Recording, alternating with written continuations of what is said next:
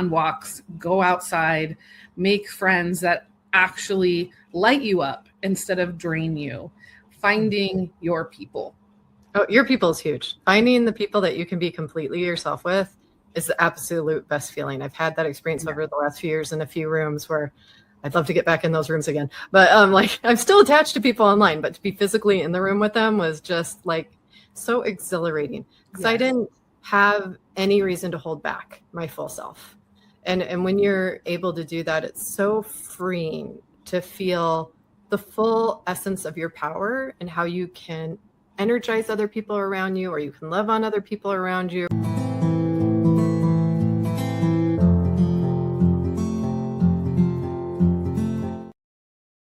Hi, it's Tiffany Lorraine Galloway, certified high performance coach and now personal trainer, with another episode of the Resilient Mother podcast. This month, we're going to explore the theme of resilient presence, being in the here and now. And my guest for you this month is Traci Kasper. Thank you for being here, Traci. Tell us more about you.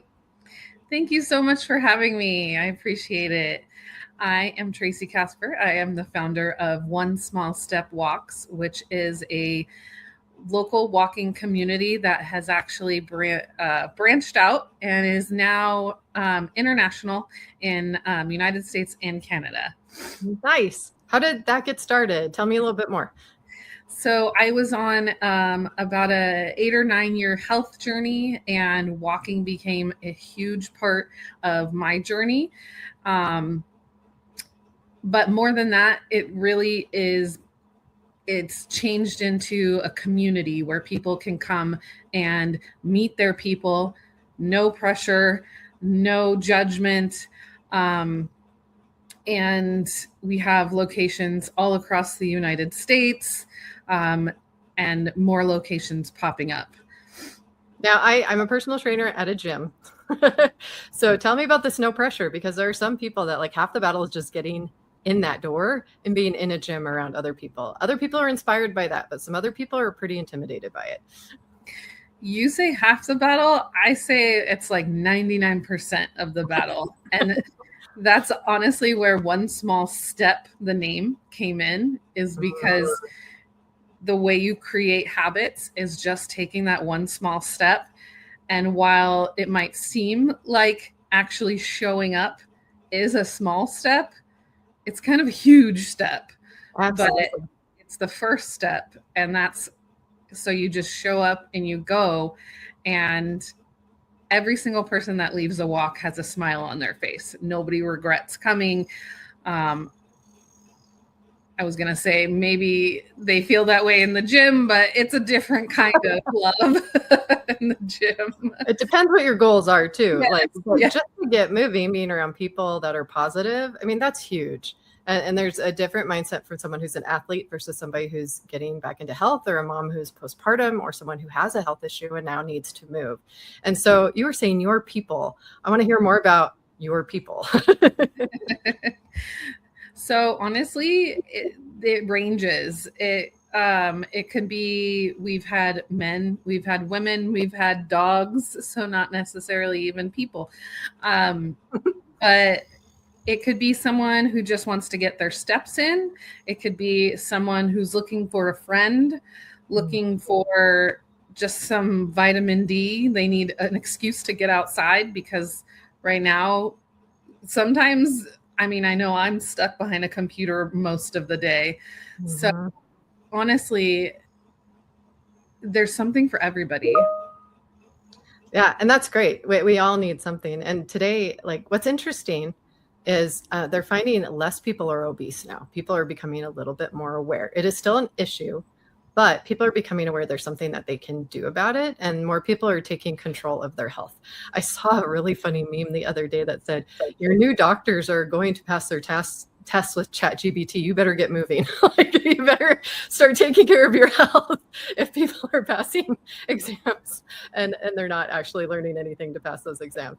Now I kid and fun. I use AI myself and learn how to use it properly, and I do find it to be a great tool. So I'm not trying to knock it there, but it's something to think about, that with the cost of health insurance and the cost of everything, why not take your health back into your own hands? And that's the power I try to give my clients. I expect or hope that my clients eventually don't need me as much. Like maybe if they have a new goal, like my goal is to get them to where they know how to take care of themselves. They know what works for their body. And then when they hit a rut or a plateau, then we go and we reevaluate again. I don't want them to be dependent on me, because it's that internal battle that's really where the fight is, of getting to that one step, of not talking yourself out of it and those kind of things.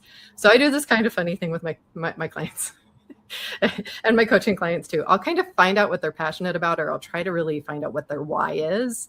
And if I can find out what their why is and put comedy to it and sending them GIFs, I'll do that so that they like are remembering, oh yeah, that's why I'm coming to the gym. And she's gonna keep it fun and light for me, right? And see that now. There are a couple athletes I'm following now, one in particular who does really funny things on the treadmill, and I'm trying to make up my own, like I'm ready to like do my own thing, but I'm inspired by what she's doing. But part of her title is joy, and it's like, yeah, moving our body should be joyful. It was as a child. Yes, kids move their body all the time as kids, and then we become adults and we have these.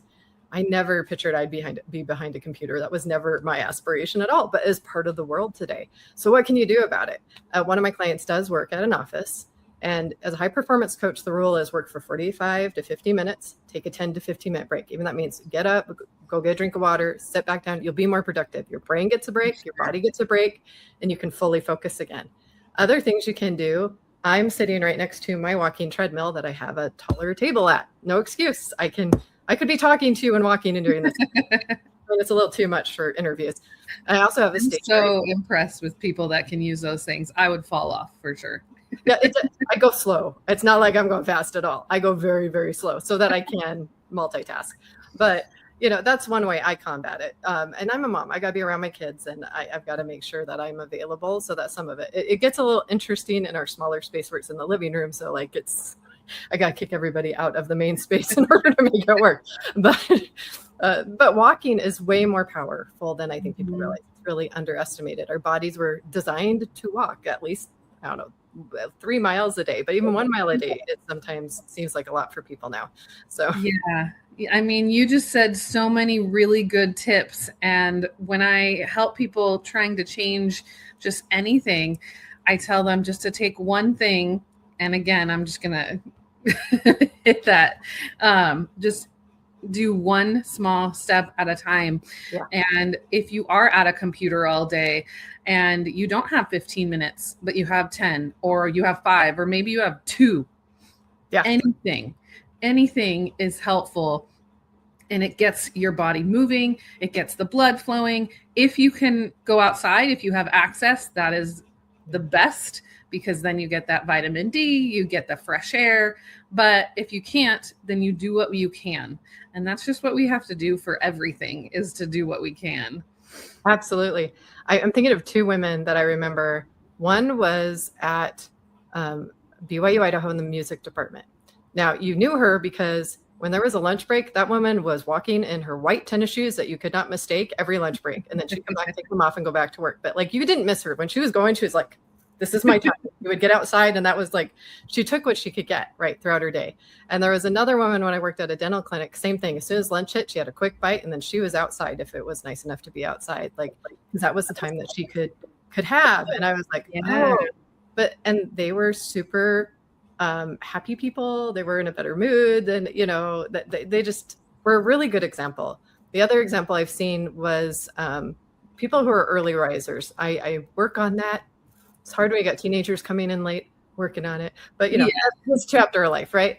But I worked at a gym, and I opened it in the morning, and there was a group of men who came every morning to get coffee, and then they would play racquetball together faithfully every morning. They were there, like, when I was trying to unlock the doors, they were there. Like, it was just part of their routine to go to move and be social. And they were getting into their 80s. I mean, these were not young men, but they were young at heart, and they were full of spunk. Yeah. They had found this one thing that they consistently did that worked for them.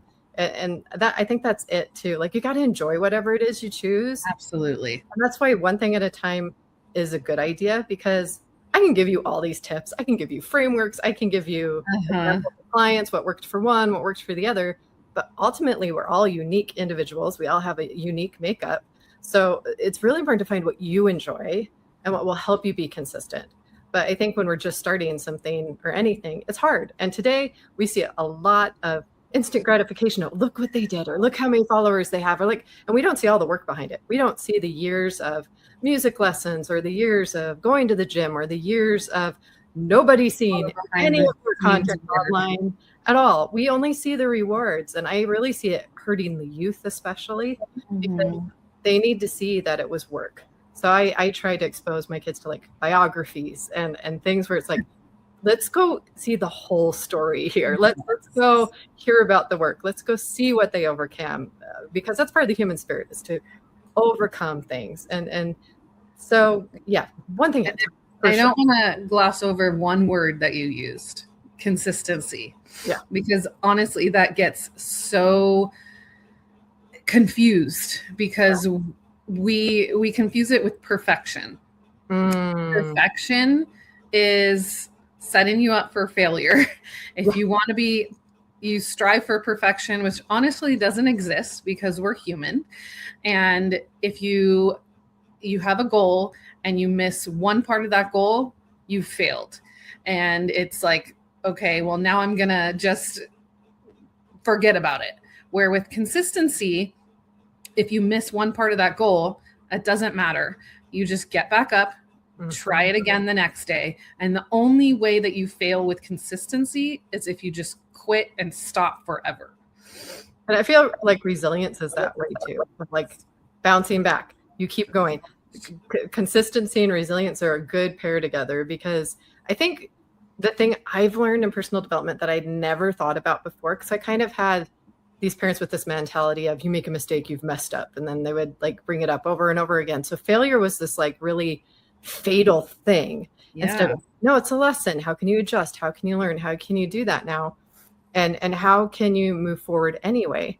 But when you make a plan, know there's going to be hard times. Make a contingency plan within the plan of, okay, what works for me on a hard day? Or if I don't know, what are we going to try? Who am I going to call? Who's going to hold me accountable, or that kind of thing. And accountability is huge. Having someone that's cheering you on and is there for you is huge if you can't do that for yourself yet. Because eventually you do need to be able to do that for yourself. But you can borrow some of that joy, energy, or like showing up for a time. And that's what we need to do for each other as friends and family anyway. That's what relationships really are about, especially the deep, meaningful ones. There's that person that's like, you have this goal? Okay, how can I help you? And, or I need help. I am not making this happen. I need someone. So. Yeah. And with any goal, like you said, there's going to be ups and there's going to be downs. And it's really, for me, on like day like 3 or 4 of any new goal, like it could be health, it could be wanting to clean up my house more, where the excitement has worn off. Yeah. I'm not seeing the immediate results. And I'm like, well, this is pointless. But honestly, if that's where you practice consistency and you keep up what you've been doing for those 3 or 4 days, that's where the growth happens. And that's where the magic happens. And it's not pretty, but you have to fall in love with the journey.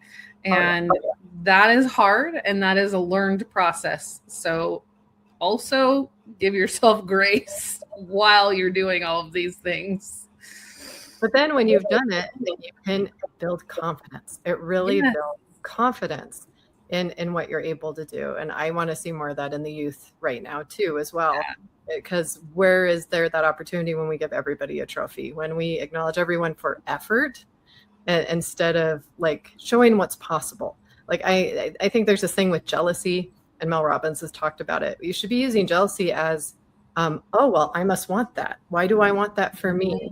Instead of just being like snubbing your nose at somebody like, well, yeah, them, Yeah. Why not you? Why couldn't you do that? What's standing in your way? Obviously something resonated with you with that person. Pay attention to what you can do about that. But I also think there's a level of that too, especially being in health and fitness now. When I was a gymnast, I was a dancer all the time. And I had eating disorders. I mean, I've been through the ringer of those kind of things. And there's some point at which I had to just decide I wanted a healthy body. I wanted a functioning body. I wanted my body. And where it's at right now in this phase of life, I am a busy mom. I have a lot going on. I do what I can. Could I do more in the past? Yeah, I could. During COVID, I was probably in the gym 3 hours because it was somewhere for my sanity. But Yeah. now, I don't have 3 hours a day right now, but I keep moving and I keep doing what I can in each phase and each chapter of my life. And then I'm still not losing total momentum there. I am still showing up for myself in some way. But it's self-love is tough. When you've been hard on your body and you've had these unrealistic expectations put on top of you, which is so unfair for women right now because of GLP-1s being used with what they were not created for. And now it's easier to look this way. I just think it's a disservice when we're all trying to fit into one box. Walking is going to do one thing for somebody else and something different for someone else. For example, for someone else starting to walk, they will start losing weight right away if they weren't doing it before, or their body really, I mean, walking in general is better for everybody, but someone might see more of a benefit from I'm outside. It elevates my mood. It helps me do things. And so putting in the idea that I have to do this one thing, or if I do that workout, I'm going to look that way isn't even really legit either, because your body may not react the same way, but it might have another positive benefit for you.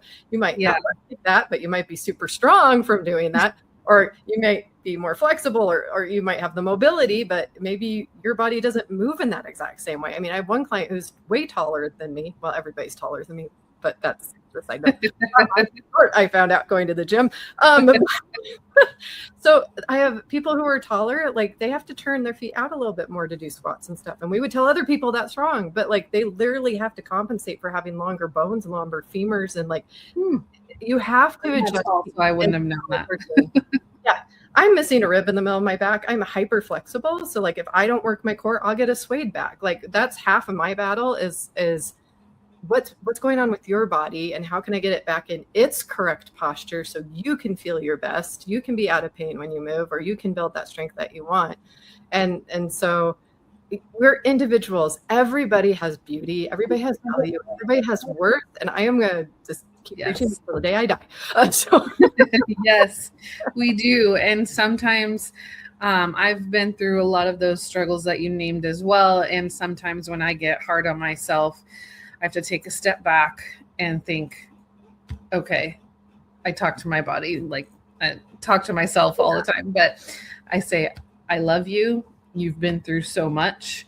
You've got me here to where I am today because I've had surgeries, you know, like any mom out there who's getting who's getting hard on their body, you've literally created life. And then when you have kids, you're keeping them alive every single day. And that is boy, apparently, at least that's what we're and when they talk back to you, that's not an easy feat.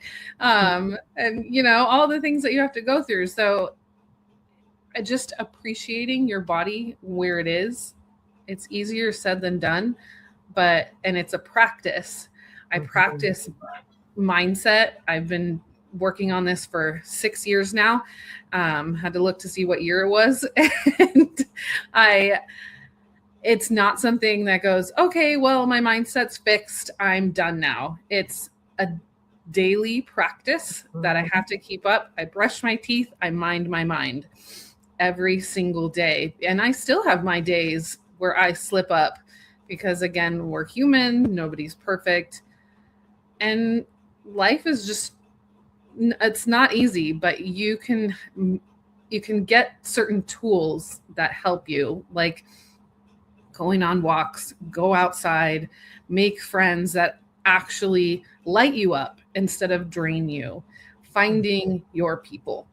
Oh, your people is huge. Finding the people that you can be completely yourself with is the absolute best feeling. I've had that experience over the last few years in a few rooms where I'd love to get back in those rooms again. But like I'm still attached to people online, but to be physically in the room with them was just like so exhilarating because I didn't have any reason to hold back my full self.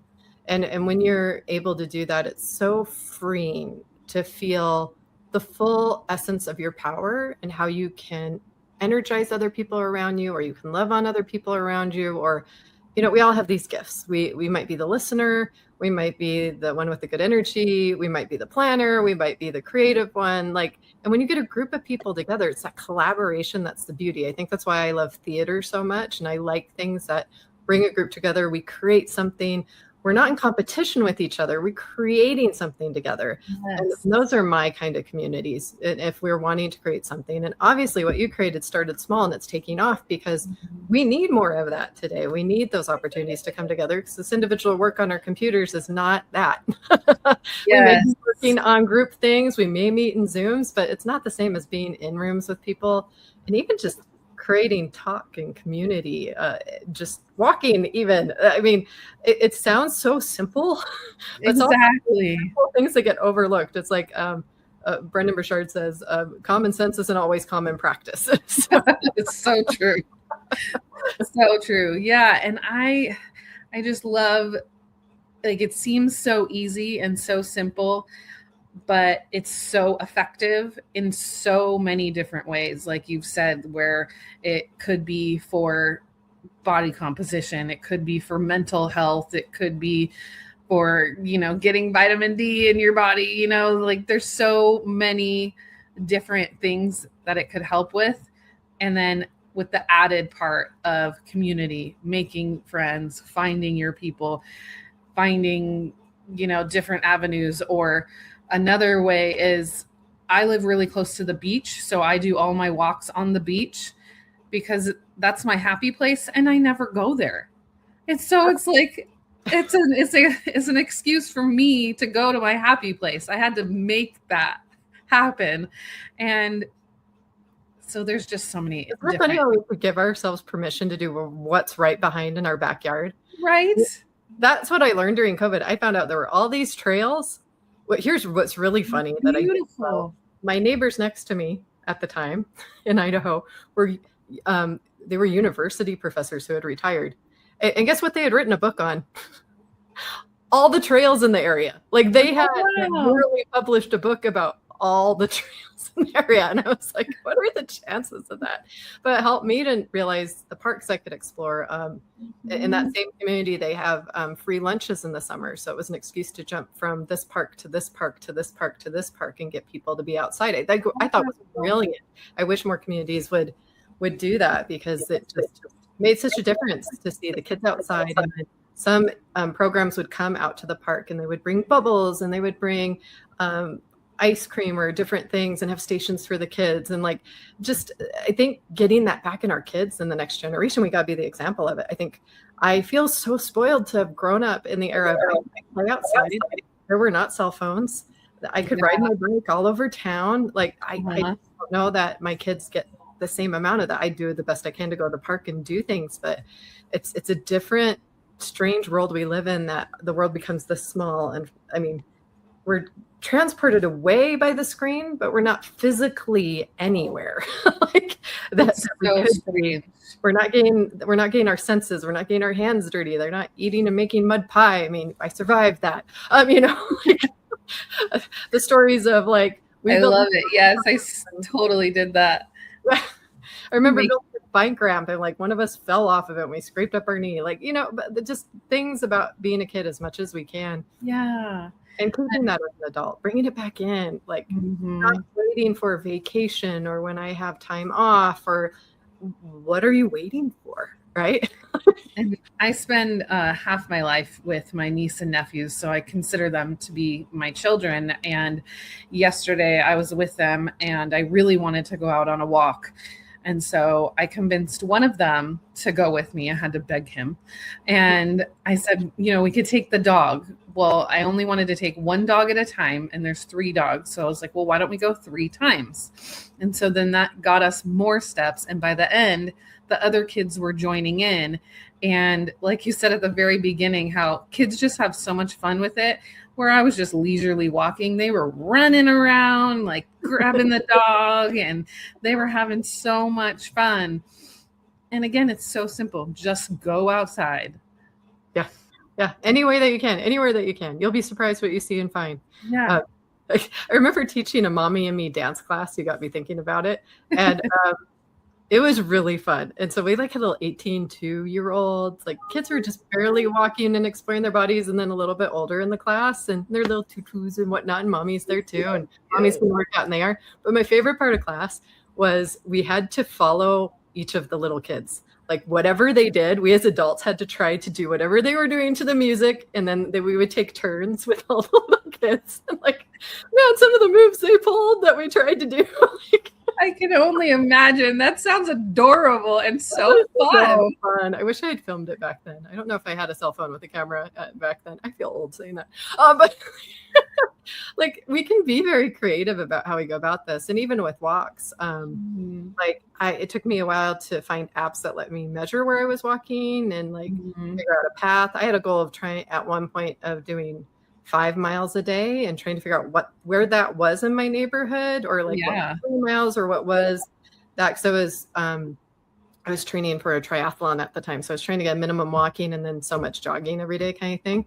And I think you do have to be careful with the location on and stuff and certain ones. But like I had never done that before. I hadn't even tracked how far walking was. And it kind of surprised me how little or how much. And depending on the day, if it was hot outside or if it was cool outside, what time of the day was the best day to go, and did I want to jog this part of it or that part of it? Was it uphill? Was it not? Was it on the grass, or did I want to be on the sidewalk? Like it becomes this kind of adventure that you can give yourself. And do I want to go to the park today, or do I want to just take the route that I'm used to, or do I want to veer off the path? And like, so this is what's really funny to me is that was last year. And then this year, now my son has a bike and I have to keep up with him on the bike because he's no longer in the stroller. So that'll push you. But he found an actual dedicated bike, like side of the road that's even like blocked off and everything properly. I didn't even know was there. I've been here 2 years, and it took him finding where there's this actual path everyone jogs and rides their bikes that I didn't even know was there. They see different things than we see. Yeah. And it's really fun. And then you do find those other people in the community that are out there doing it, and you get them on a regular basis, or you meet new kids at the park or new moms, and who knows, your new best friend might be there. And I think that's the thing of the future. We have to have AI, we have these things making some parts of life simple. But I think what we're all going to be craving is more of this community, live events, getting back together, being in person, getting people to be a part of our lives again in person. At least I know for me, it's partially why I went back into personal training and going to the gym. Is like, I just need to be physically around other people again. Like, for my sanity, I needed to go and be somewhere where there were highly motivated people besides my kids, who I love. But, so. I was recently healing from something. I had to have surgery, and I was giving myself the rest time, which also is not easy for me. And then I had something scheduled and I didn't feel like going, but I made myself go. And the way my mood was lifted just from being around those people, I mean, there's something to be said about being in a room with people that light you up. And then there's absolutely nothing wrong with wanting to have your own time to wind down as well. I need that as well. But it just made me really realize how much it lights me up. And there's a big need for it right now. And so many people are wanting it and are doing it. And there's so many events in your area. Yeah.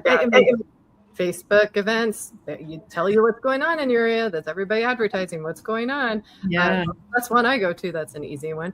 But there's even volunteering. It was really disturbing to me when I heard there's less volunteering in the world now than there used to be. That's where you meet really great people, is when you volunteer somewhere and do something, because those are the people that have made the time and the effort and have the heart to, I have a minute, I'm going to go do something that that uplifts somebody else. I remember I had a friend, I don't remember when, instead of running, but every mile you ran went to this organization as a donation, like some people were paying for every mile that you did. And I just thought that was such a beautiful thing, like turning opportunities for what you're doing to bless other people too is huge. And there's a need for that as well. So much, yes, so much. If you had to define the word resilience, or you have experience with resilience, how does that resonate for you? How would you define it? I think it could be different for everyone. For me personally, it means that there's definitely going to be ups and downs in life. We can't get away from it. No. But it's how you act in those downs and how you come back from those downs. And I know that for me, in the past few years, I've had a few downs, and I had a leg surgery that completely took me out from walking, from working out, from everything. And I know that had I not worked on my mindset prior to that, I would not have gone through it the same. Mm-hmm. I would have been much more pessimistic. I would not have healed as well as I did. I mean, I was the weirdo going to the gym on crutches because I had just created those habits. And the month that I had to medically take off so that I could heal, my mental health was struggling. And I've just started to crave this movement, which it's really crazy for me to even say that, because I used to be somebody that refused to move my body in any way possible. Wow. And now to say that going through a healing time, I was still going to the gym, and now I have my own walking community. It's just like, honestly, anything is possible for anybody. And I know that sounds cliche, but it feels so true. I've seen it though. I've seen it in rooms and coaching people. If you can get the right pattern broken, if you can figure out what the source of the pain or the need is, and you can recognize it, acknowledge it, and go, wait, I don't need to do this way anymore. Or I don't need that anymore. Why am I still holding on to that? Like when we can really look deep within ourselves and face ourselves, maybe we face ourselves and we don't like what we see in the mirror. And then we realize, oh, maybe I do want to do something about that. And then to look in the mirror again later after transforming and overcoming it and being like, yeah, I got your back. I got you. Like, it's possible for everybody. That's why there's coaching. That's why there are mental health services. That's why there's counselors. And there's probably resources right around the corner you don't even know are available for someone hearing this going, is that really possible for me? I have been to the brink of death and back a few times because of depression and different things. I have been through hell and back several times in ways I would never, ever wish somebody else. And I'm still here and I'm still going. I'm not perfect. My kids will tell you that, especially my old will tell you I am not perfect, or my exes for that matter, bring that up. But still single. Just putting that out there. And there's so many other people out there that have these transformational stories. You just don't know because you haven't been around them long enough to get that deeper, meaningful relationship with them. Because we don't always trust that to everybody. I think I'm pretty open on this podcast, that those are really sacred things when we have those experiences. And I love the people that are willing to come share those here, because people just need to know you're not alone. They need to know what's possible. They need to see themselves in someone else and just be like, oh, okay, that all right, one step. I'll take that step she took, and then I'll see what happens. Exactly. I'm a huge advocate for mental health. So thank you for sharing that with me, because I've also had my time with depression. I actually lost my mom at a very young age, and it's been rough, but really working on my mental health is what has literally saved my life. And so I really advise anybody to, if you're struggling, to reach out and get some help. She said there's so many different avenues. The easiest one now is, it's such an issue, they've made 988. Yeah. 911, there is 988 you can call right now and have somebody to talk to. And I actually used that service during before they made it an actual number. I used that service during COVID. I've used it a few times when I've had a low. I'm not ashamed to say it. I don't think anyone should be ashamed to move in the right direction and to be like, not okay, I need some help. Yeah. And honestly, that can be your one small step that moves you towards whatever you're working towards right now. Like, it's just, I was going to say, even if you don't have anyone to reach out to me on Instagram, and I'm happy to talk to you and to just say hello. Yeah, exactly. Yeah. Same here. I'm busy with my kids, so I can't promise I'm totally available, but yeah, there's a lot of people out here that care, and the ones that care, we have great empathy because we've been through it. We're not just saying here's some scientific study of blah, blah, blah. No, we've lived it. And because we've lived it, we don't want to see anyone else go through it, or at least maybe get through it faster than we did.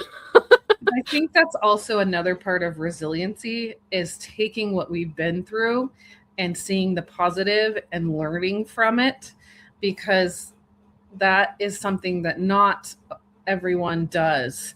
And it's huge in mental health. It's huge in moving forward. And I think that is a big part of being resilient as well.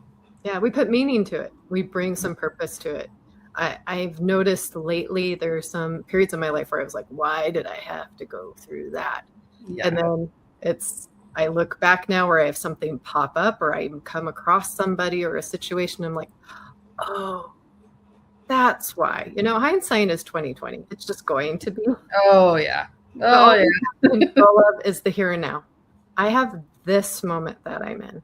Mm-hmm. If you're living in the past, it's usually about regret. It's usually about something playing over and over again in your mind for some reason. And it's important to figure out what that is and figure out, do you need to feel it? Do you need to feel the feeling? Are you avoiding the feeling? Or do you need help with that? And that's often where counseling lives, is kind of in the past stuff and trying to figure out where the pattern may have started, so that you can recognize if it's continued, or you can find the source, or kind of knock the whole pattern out together. But coaching, on the other hand, is kind of about the future. And people sometimes fear the future. They fear the past might repeat itself. They fear perfection. They're going to get it wrong. They fear failure. The world's coming into an end. And, if you live there, you're also not here. You're not in this moment right now. And you just have control of right now. So if we can let go of the things of the past, we can let the future be inspirational, curiosity. What's going to happen next? What is possible?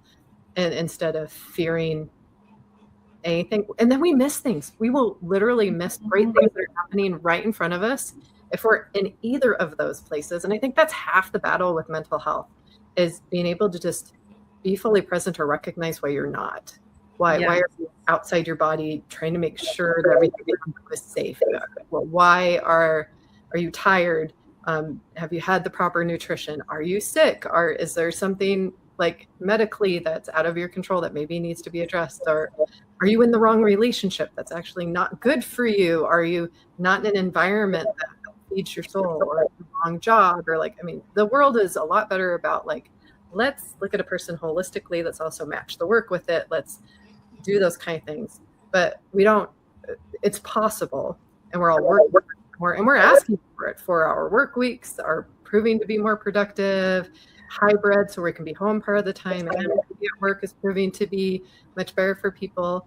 And not everybody quite has maybe all those options yet, but the idea that we're looking at making those options more available for people to do what they love for a living, and to be filled and not just drained and treated like a robot. Move in the right direction. So there's hope that way. And I think that's the key to it. You can't lose hope. I didn't make it today, I'm a loser, it's over. No, I had the intention, I fell short today, I'm human, get up, try again tomorrow. Exactly. And also, someone who's working on a goal and is only looking at that end result is also living in the future. So living in the here and now literally is taking the one step that you can do today. That's all you need to focus on. You just take the one step today, and then tomorrow you'll worry about that tomorrow. Yeah, and some of the most powerful ways I've seen people do that, and I really underestimate it, was meditation, breathing, really basic things. And then at night, everyone struggles with sleep. Yes, I know you, because every single one of my clients also has trouble with sleep. And what is the culprit? Doom scrolling.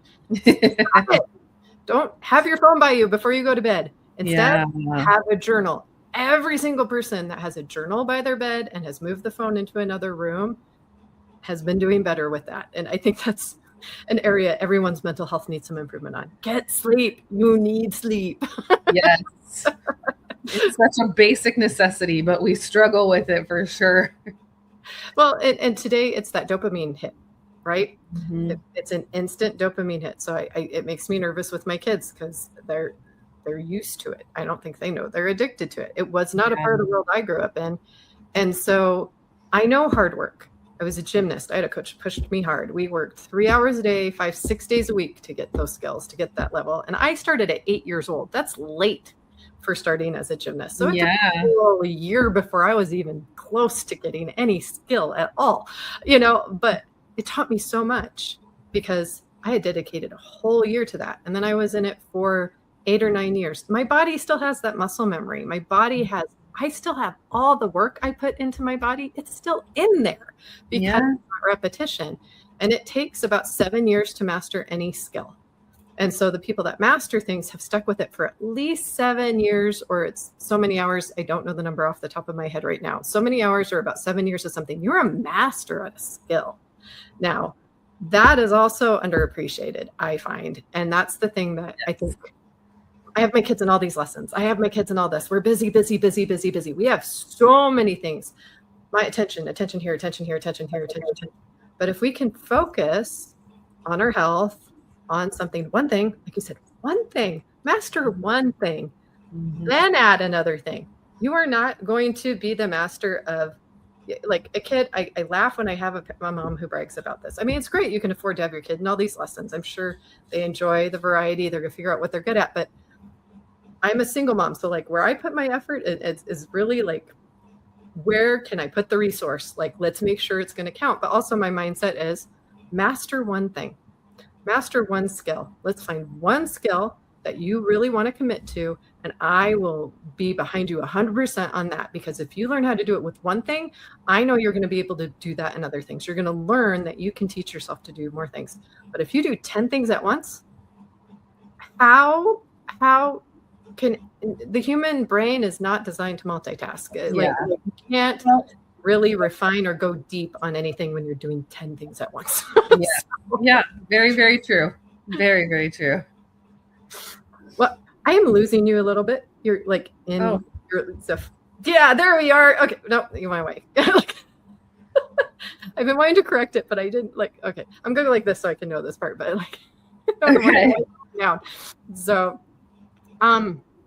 Do you have a book or anything, or where do we find this group, or where do we find you if we want to start walking with people? So I am actually working on a chapter in a book. It'll be co-authored, but right now you can find me on Instagram. It's at One Small Step Walks. Walks is plural and there's no spaces. I'm also working on my website, which will be onesmallstepwalks.com, but that is not up and running yet. So don't go there yet. Well, maybe by the time I get this episode up, it will be. Well, who knows? So look for it. Okay. And so you can find me there, and you can find your local walks. And if this is something that is not yet in your community and you want to bring it to your community, reach out to me. I can help you set it up very easily. I do all the marketing. You just show up and lead the walk. Yeah. You take the one step, you get a hold of then you go from there. Here we go. Yes. Well, this means it's time to go because he kind of dictates that a little bit. So thank you, Traci, for being here. Thank you, audience. I hope you found this helpful. Reach out to us. Let us know also on the podcast what other guests you might want to see, what other topics you'd like us to discuss. We want to continue to add value to you and help support moms. I believe in you, believe in yourself, and God bless. We'll see you on the next episode of the Resilient Mother Podcast.